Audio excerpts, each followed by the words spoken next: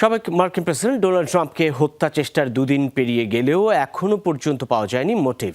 হামলাকারীকে নিয়েও রয়েছে ধোঁয়াশা। অতীতে নেই কোনো ক্রিমিনাল রেকর্ড, ছিলেন নিবন্ধিত রিপাবলিকান ভোটার। মাত্র ২০ বছর বয়সী এমন এক তরুণ কেন ট্রাম্পকে হত্যার চেষ্টা চালালেন? কি ছিল তার পরিকল্পনা? এই ঘটনার পর জন্ম নেয়া এমন বেশ কয়েকটি প্রশ্নের কোনোটির উত্তর পায়নি এফবিআই। শিয়া বাটার, অ্যালোভেরা ও ভিটামিন ই সমৃদ্ধ লিলি বিউটি সোপ। একে তো সাবেক প্রেসিডেন্ট, তার উপর এবারের নির্বাচনের প্রার্থী। নির্বাচনী সমাবেশে ডোনাল্ড ট্রাম্পের ওপর হামলার পর যুক্তরাষ্ট্র জুড়েই শুরু হয় তোলপাড়। অথচ রাষ্ট্রের গুরুত্বপূর্ণ এই ব্যক্তির ওপর হামলার দুদিন পেরিয়ে গেছে, মোটিভ নিয়ে এখনও অন্ধকারে এফবিআই।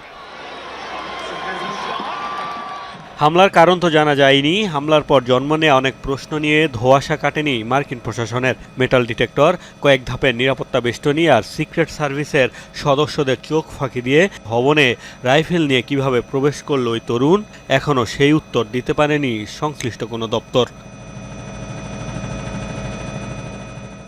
২০ বছরের হামলাকারী ম্যাথিউ ক্রুকসের অতীতে কোনো ক্রিমিনাল রেকর্ড ছিল না, এমনকি ট্রাম্পের দলেরই নিবন্ধিত ভোটার তিনি। এরপরও কেন তার এত ক্ষোভ ছিল সাবেক প্রেসিডেন্টের ওপর? নির্বাচনী সমাবেশের কাছেই থাকা তার গাড়িতে পাওয়া যায় বিস্ফোরক দ্রব্য। ক্রুকসের বাড়িতে অভিযান চালিয়ে মিলেছে বিস্ফোরক তৈরির সরঞ্জামও। তবে হামলাকারীর পরিকল্পনা ঠিক কী ছিল সেটি নিয়েও ধোঁয়াশায় বাইডেন প্রশাসন।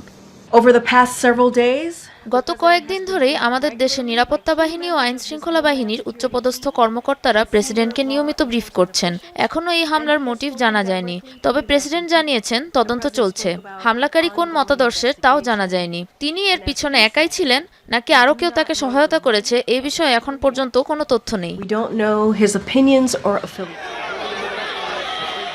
এফবিআইয়ের তদন্তে রিপাবলিকানরা ভরসা করবে কিনা তা নিয়েও রয়েছে প্রশ্ন।